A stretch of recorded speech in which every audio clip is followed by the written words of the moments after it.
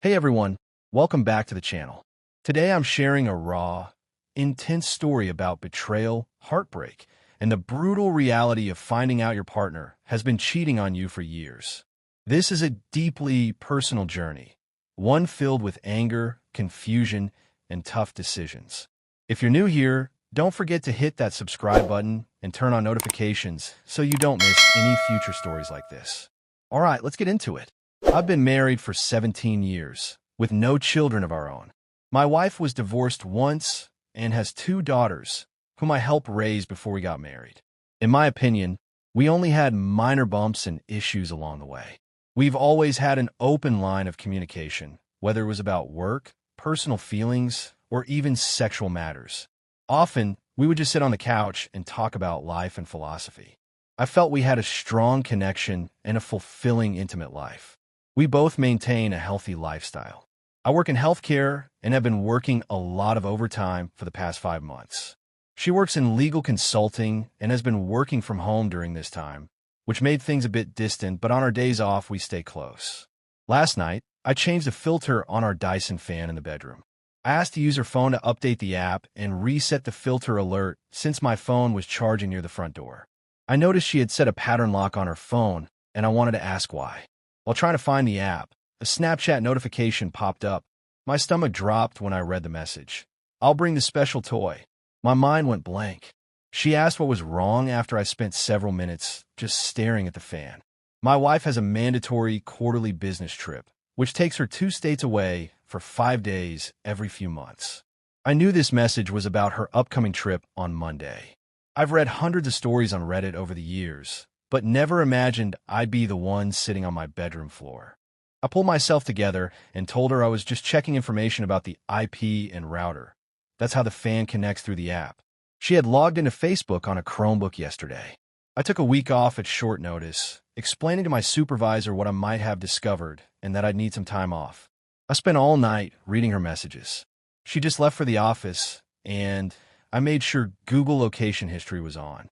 I found my phone was active, but now I'm suspicious of everything she does. I can't even look at myself in the mirror. She doesn't know I saw the notification. I logged into Verizon's messaging system under her number and found over 15,000 messages dating back to February of last year. Texts, memes, flirty pictures, and some explicit ones too. She stopped texting him this way about 3 months ago, but continued chatting on Snapchat, probably because it's more discreet. I'm not on any social media, so I had no idea. I discovered you can't log into Snapchat through Facebook, but just with an email and password. She's used the Chromebook to do that.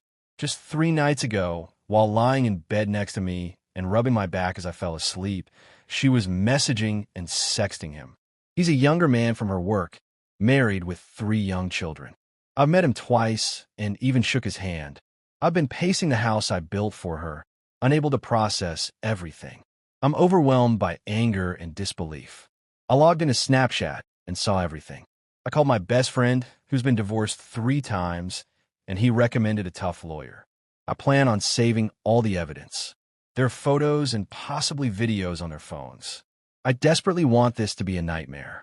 She said terrible things about me to him and shared my insecurities. She told him I love you. They haven't made any long-term plans, so this feels purely physical, which somehow makes it both better and worse. She's throwing away our life for this. Knowing cheating is an absolute deal breaker for me. Our usual routine on the day she leaves for her meetings is that I take her to the airport and we say a long goodbye. Now, I can't even think about what I have to do. My friend advised me to print out everything and see if I can recover any messages from Snapchat. From what I understand, I can't do that unless I have her phone. My plan is to see a lawyer today. I'm paying a premium to jump the appointment line, hoping to get the process started and a clear plan of action. I really want to book a flight and follow my wife to the hotel where she's staying to catch her in the act. I have access to her hotel booking and have listed myself as a contact so I can get a room key without alerting her. I'm thinking of logging into her messaging apps when I arrive and watching what happens in real time. If I can get the papers ready in time, I'll hand them to her. Otherwise, I'll just leave her the printouts. It's a 600-page PDF. The other man's wife accepted my friend request. I'm debating whether to send her everything now. I'm boiling with anger. I don't want to lose any advantage. I plan to fly there Monday afternoon, log in to see their messages, get a key to my wife's room, and drop off the documents there, along with my wedding ring. I'll sit in the bar, watching my phone blow up.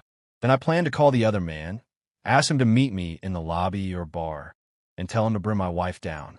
I'll tell him that a similar package was sent to his wife via certified mail, plus a Facebook message I intend to send while confronting him. It feels petty and weak. I want to rage and scream, but I feel helpless. This morning, I managed only a kiss on the cheek goodbye. I can't stand to look her in the eye. Somehow, I have to get through the weekend. I guess I'm asking if my spiteful, anger-driven plan is worth it. At this point, I just want to hurt her emotionally. I feel shattered and powerless. I will not entertain an apology. This is the one betrayal I cannot forgive. Cheating takes many steps, and every step could be stopped until it's done. Should I confront her tonight, or wait to catch her in the act? I'm not sure if I'll post another update. I'm seriously considering quitting social media for good and only being with someone who shares that mindset. ETA, I found this special toy. Keep in mind, we have a box of adult devices at home, but this was already in her carry-on. It's one of those remote-controlled vibrators that can be controlled via an app. It looks expensive. I have a meeting with a lawyer in 90 minutes. Update, I met with the lawyer. She was kind and even compassionate. She told me directly that her job is to represent me in this fight for my future, and my job is to tell her the full truth and not make her work harder. I went to a print shop and printed the file. It cost $534 for color copies because I wanted the pictures to stand out. Shout out to Chris at the print shop, who didn't make a scene when the photos started coming out. I told him a bit about the situation, and he was taken aback but offered his sympathy. I went home and slept for about 3 hours. My wife came home around 7:30 p.m., the usual time. The lawyer advised me to forget about any dramatic confrontation in a hotel bar, saying it would look bad and not be productive. She explained that there are 2 routes for divorce: contested or uncontested. I would have to notify my wife that I have hired a lawyer, and then she would have to either contest the divorce or we would go through mediation. She got home about 2 hours ago. I asked if there was anything she wanted to talk about. She said only the election. Then she asked what was bothering me. I wanted to cry, but had already cried enough. I asked about the remote control device in her luggage. The look on her face was more revealing than any words. She looked panicked and pale, breathing faster and sweating. I asked who had access to the app and the code. She stammered, then tears came. I showed her the folders of messages and asked if the other man's wife might have it. She cried and pleaded for a chance to explain, but couldn't. I told her she had 5 minutes. Of course, she couldn't. I told her what my lawyer had advised me to say and asked her to leave. She yelled that it was her house too. I calmly told her that might be true, but I would notify everyone about her affair, even the girls. She could leave now and find somewhere else to stay for the time being. She would be away at her conference for a week anyway. She was speechless. I showed her the Facebook profile of the other man's wife and asked if she wanted me to tell her or if she would do it herself. Tears, moaning, and pleading followed with "I love you. It wasn't supposed to go this far, and you can't do this." I told the other man's wife about everything by sending her the file of their messages and photos, along with an apology and brief explanation. I haven't heard back from her yet. I started reading random messages out loud to my wife like, "I just wish we could spend the day attached to each other. Just you inside of me. You feel so much more intense than any other woman I've ever been with." She's still crying and asking to talk about us. She says our marriage can survive her mistake. I told her I would never forgive her. She threw away the last 17 years.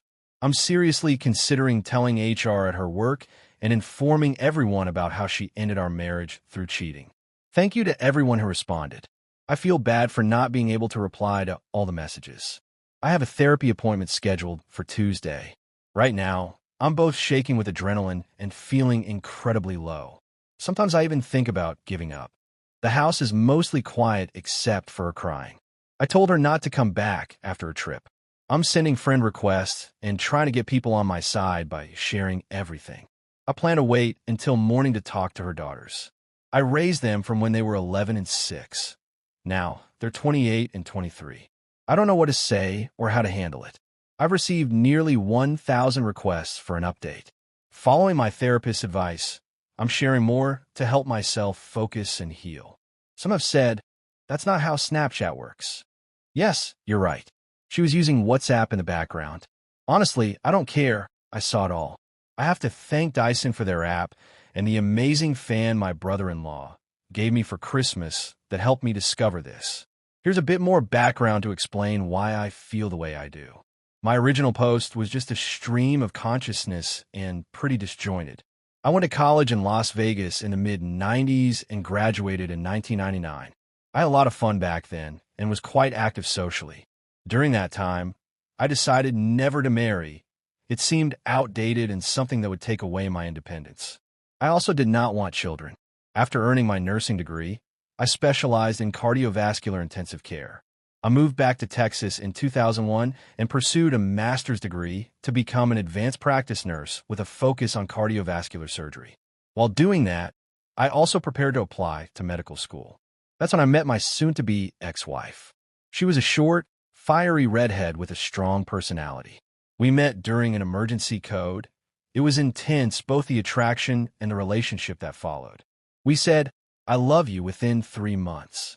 She was a mother of 2, divorced for about 2 years. She was just ending an on and off relationship when we met. We dated for 2 years, and she slowly introduced me to her daughters, who were 11 and 6 at the time. One night, she sat me down for a serious talk about us. She said it was time to either get married or move on. I was still hesitant about marriage, but she respected that. She wanted me to seriously think about our future. She pointed out that we'd been living together for 8 months and even had each other listed as emergency contacts. The only thing missing was having each other on our insurance.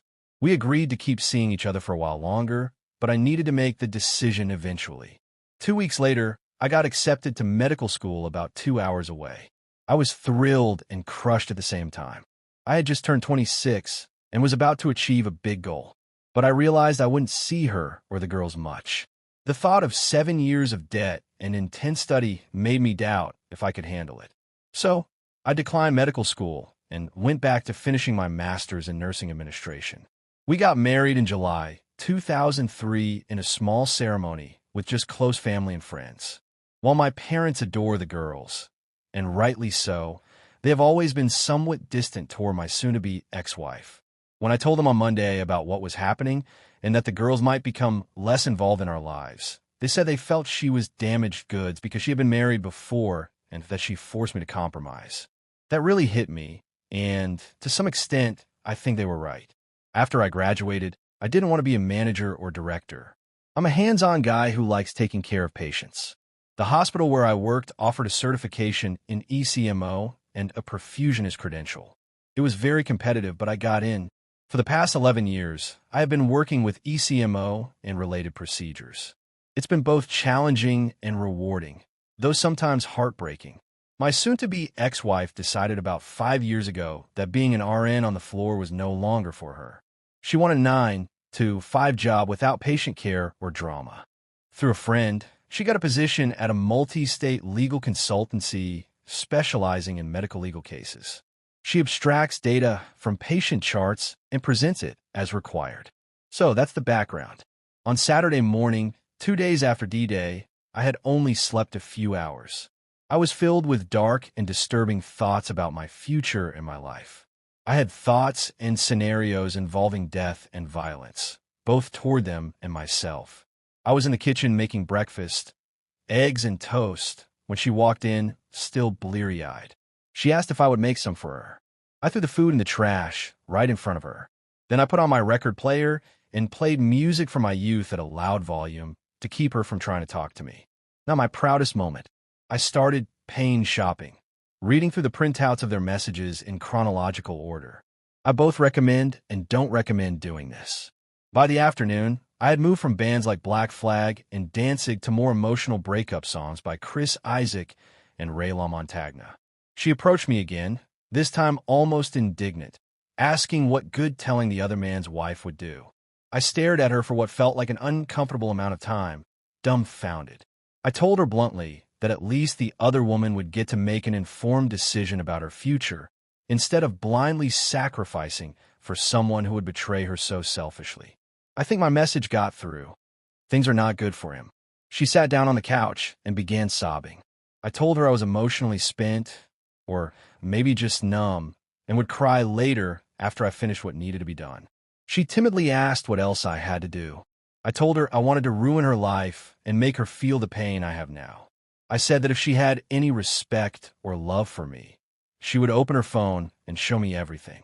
She refused, saying it wouldn't matter because I'd only hold it against her. Thanks for listening, everyone. We are sure that the final part will be in our next video. So be active on this video, and I will release the last part as soon as possible. Drop a comment if you've been through anything like this. I want to hear your stories and support each other.